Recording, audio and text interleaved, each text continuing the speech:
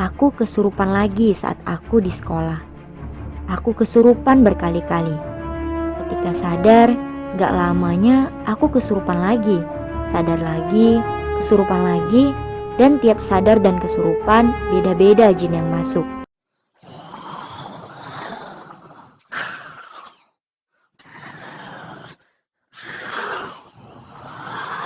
Bahkan ada yang sampai aku lari keluar kelas sambil merem terus manjat pohon kelapa di dekat sekolahku yang posisinya itu dekat sama kuburan. Kata temanku, aku udah kayak monyet. Aku manjat pohon kelapa itu dengan sangat gesit. Untung saja aku langsung ditarik oleh guru agamaku meskipun beliau sampai jatuh dan terluka. Tapi pihak sekolah belum juga ngasih tahu keadaanku ini ke orang tuaku, karena aku juga udah sadar. Ayahku mendapatkan feeling yang gak enak. Ditambah mama yang cerita ketika sholat duha, beliau didatangi sesosok cewek. Dia bilang ke mama kalau dia gak akan ganggu aku lagi dan bakalan pergi dari kehidupanku. Tapi mama merasa ada yang aneh. Dan benar, itu termasuk salah satu tipu daya mereka.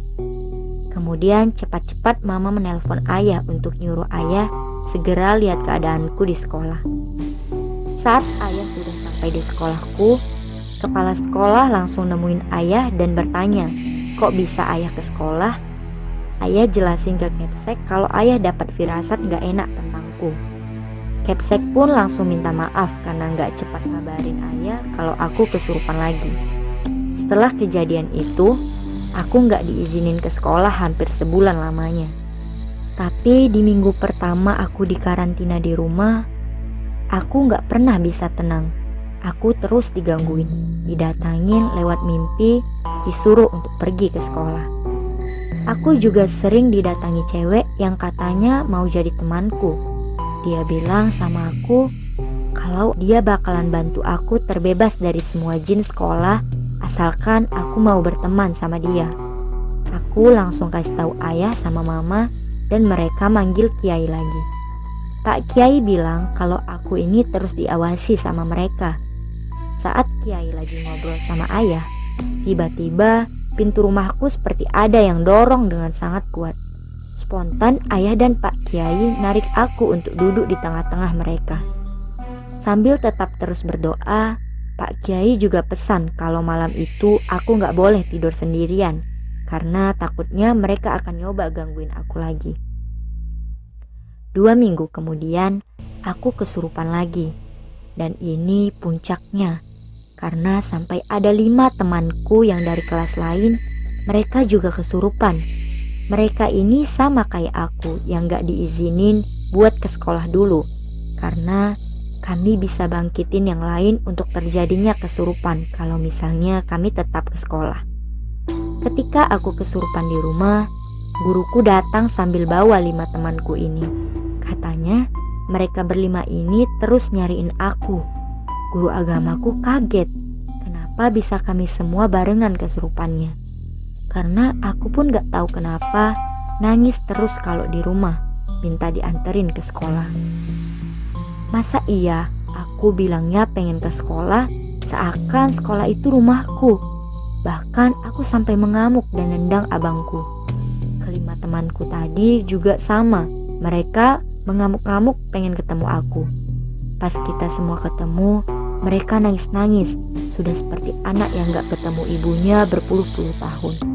Kata mama, aku yang awalnya seperti laki tiba-tiba berubah jadi feminim, duduknya anggun sekali sambil ketawa-tawa gak jelas. Kami semua dibawa dalam satu mobil ke sekolah. Sesampainya di sekolah, aku sama 5 temanku ini menari-nari di tengah hujan. Pak Kiai bilang kalau kami semua dikendalikan sama jin yang ada di sekolah.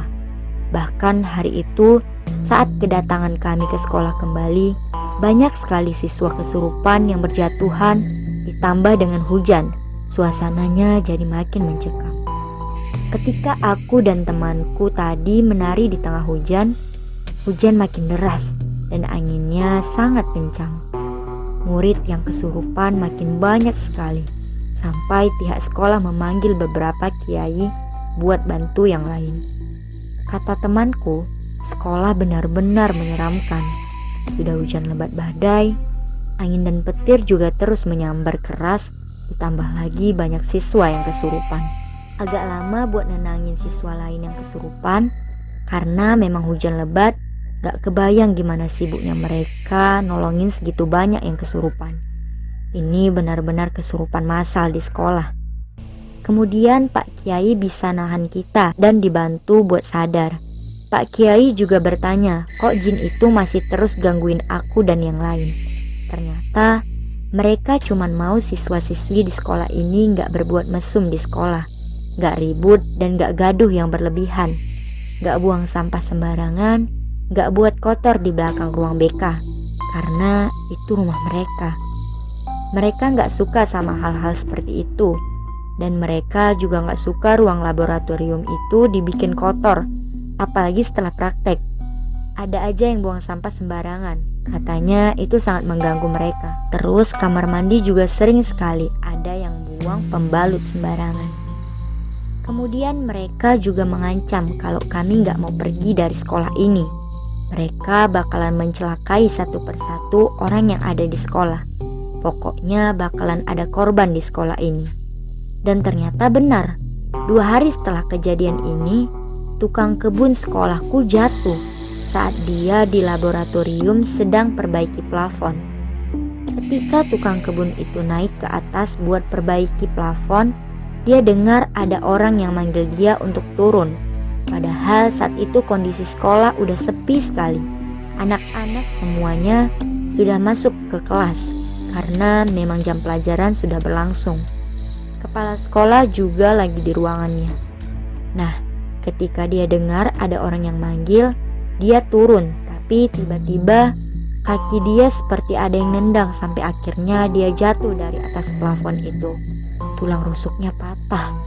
Aku mendengar cerita ini dari temanku karena aku udah gak dibolehin lagi ke sekolah semenjak kejadian kami menari di tengah hujan. Ternyata di sekolahku setiap tahunnya selalu ada kesurupan massal tepat saat tanggal 1 Muharram. Sampai sekarang pun saat memasuki bulan Muharram, aku dilarang ke sekolah karena gak diizini oleh pihak sekolah. Karena kejadian ini, aku jadi lebih peka dan sering berpapasan sama mereka makhluk halus. Aku gak akan pernah bisa lupakan kejadian ini. Gara-gara ini juga, aku sering dianggap gila sama teman-temanku. Aku lebih jadi peka dengan hal-hal mistis, dan aku juga kadang bisa berinteraksi dengan mereka. Teman-temanku pun jadi takut sama aku. Awalnya, aku sama 5 temanku yang beda kelas ini gak kenal. Kita kenal juga gara-gara saat kita kesurupan waktu itu. Aku juga anaknya terkenal no life banget. Jadi aku cuman berteman dengan teman sekelas saja. Sejak kejadian itu, aku jadi kenal mereka berlima.